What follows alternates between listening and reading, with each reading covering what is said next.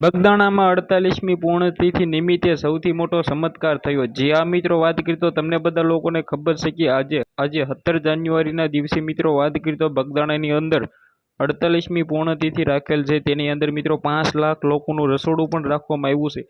જે આ વાત કરીએ તો ભાવનગર જિલ્લામાં સૌથી મોટું ધામ એવું બગદાણા ધામની અંદર તમને લોકોને ખબર છે કે દર પૂનમના દિવસે લાખોની સંખ્યામાં લોકો શ્રદ્ધાળુઓ જતા હોય છે. પરંતુ ભાઈઓ ક્યાંક ને ક્યાંક તમને બધા લોકોને એ તો ખબર છે કે બગદાણાની અંદર કેટલા બધા સૌથી મોટા ચમત્કારો થયા છે. જે આ મિત્રો વાત કરીએ તો આગળ શું માહિતી મળી રહી છે, બધી જ માહિતી આગળ તમને દેખાડવા જઈ રહ્યો છું. પણ એની પહેલાં ચેનલમાં નવા હોય તો સબસ્ક્રાઈબ કરીને વિડીયોને શેર કરવાનું ભૂલવાનું નથી.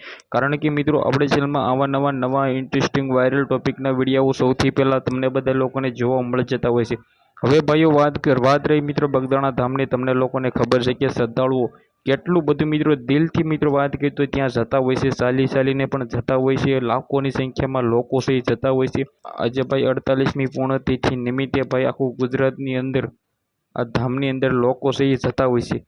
જે આ વાત કરીએ તો બગદાણા તમને લોકોને ખબર છે કે શ્રદ્ધાળુઓનું ધામ એવું મિત્રો બગદાણાની અંદર દર પૂનમના દિવસે આસપાસના તમામ પણ મિત્રો વાત કરીએ તો ગામડા હોય છે. ગામડાની અંદર બધા લોકો ચાલીને બગદાણા ખાતા જતા હોય છે. અને બગદાણાની અંદર એવડું મોટું રસોડું હોય છે કે તેના વિશે વાત જ ના કરો. હવે વાત રહી ચમત્કારોની, સૌથી મોટા ચમત્કારો એટલા બધા ત્યાં થયા છે ને કે તેના વિશે વાત જ ના કરો.